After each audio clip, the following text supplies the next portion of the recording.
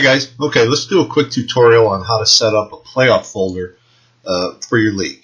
So I've made a copy of last year's League of Champions, and I'm going to use that to create a playoff folder. Let me show you what the folder tree looks like. You can see we have the copy of LOC 2017, that's our league folder, and now I'm going to create a playoff folder. So I go to Play, Playoffs, Create Playoff Folder. I get the warning that a module does not exist for the league. Should we create it now? Yes. Little spinny blue dial. Okay, now we have a blank playoff module. Here's the file tree again, and you can see it used my folder name, copy of LOC 2017, and tagged -playoffs onto it. You can switch between the playoffs and regular season with this little red bar down in the bottom left corner. You click on that, you go back to the regular season, click it again, you're in the playoffs. Now the next thing I want to do is create a playoff bracket. So I go to Playoffs, Playoff Bracket. So if you want to see the seedings for your playoffs, you can right here click Playoff Picture, and you'll see the seedings for the two conferences. Now check these seedings against NFL playoff tie-breaking procedures, and they are spot on accurate. So this is a nice improvement that has been made to the game in the last year or so. Now, unfortunately, and this is something that I'm hoping is going to be changed soon, is that you cannot access the brackets with the playoff picture up on the screen. It's locked out to you. You can't move it. You can't do anything with it. So you can't look at the playoff picture and then enter the information into the bracket. So what you need to do, at least for the time being, is you have to write it down. You just got to get out a pen and paper. I know, don't hurt yourselves, but just take a pen, piece of paper, and carefully write down the top 6 teams for each conference. So I've already done that, and I know that my seedings in one league, doesn't matter which one you put on the top or the bottom, they're all the same. It's going to be Seattle, Minnesota,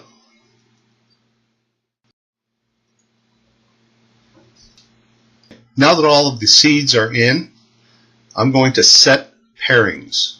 Click the button called Set Pairings, and it creates your league profile for the playoffs. All of the algorithms for possible playoff scenarios, including how many byes there are and how many wildcard teams there are and how the games are paired up, is already built into the game. So if you wanted to have 8 playoff teams on each side or 4 playoff teams on each side, once you set the pairings,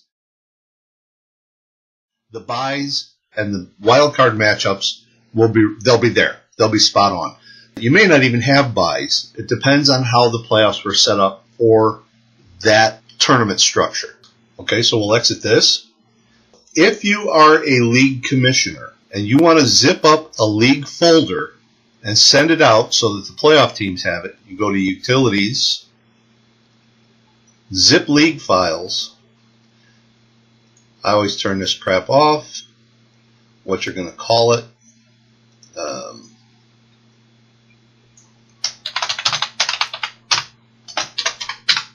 Playoffs Round 1, begin the zip. You will send that folder to the playoff participant teams or anybody else that wants to follow along. Now, each team that's in the playoffs must create their own playoff folder, their own playoff module.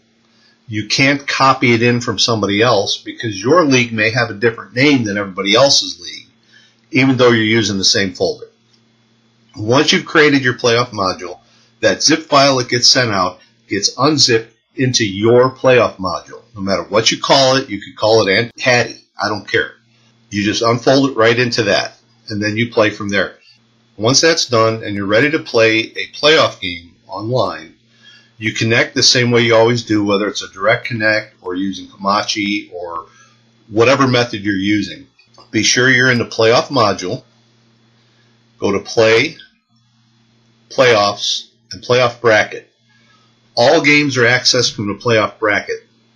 You don't find them in any kind of a schedule. It's all off of the bracket now. When you're ready to play the game, you press the play on the game that you want, and the game starts as it would from any regular season game that you go to the schedule and play your regularly scheduled game. Once you get to this point, it's all exactly what you know. And that's it for setting up a playoff league.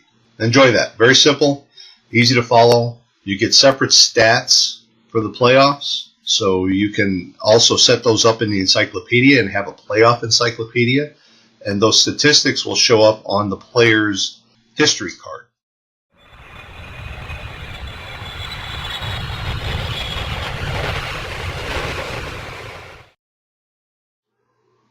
Viewer JT Bynum has asked how to keep players separated when you're using multiple copies of them from different years. He specifically mentions the Dallas Cowboys. I'm assuming he'd like to set up a league with all of the great Cowboys teams and play them against one another to see who is actually the best. So you may wind up with a dozen copies of Emmitt Smith, and he'd like to be able to know how to keep each year's Emmitt Smiths separate from one another. So I'm going to go through the whole process. It's pretty quick. The first thing we do is we go to Utilities, Create Blank League. And we're going to call this new folder Dallas Cowboys. Create the folder. Now we'll switch to Dallas Cowboys. And we're going to add teams. Organize teams and rosters.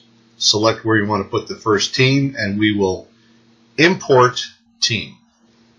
Let's say I want to start with 1972. I'll select Dallas and import the team. So now I have Dallas in here, but I want to modify this team to make it unique from all the other Dallas teams. You can see the abbreviation for the team name right here is DAL. But I want to make this one unique because they're all going to be called DAL. So I'll call this D72. Hit OK. Now every other Dallas team that I bring in, I do the same thing. If I want to bring in 1985, I do D85. So when you go into the game, you can see the players over here on the leaderboards that their team is assigned as D72. So on the leaderboards, when you play with a dozen teams or whatever season they're from will show up on the leaderboards. That's it. Very simple. Brad62 and Matt Messer ask somewhat similar defensive-based questions to which I only can respond in one way.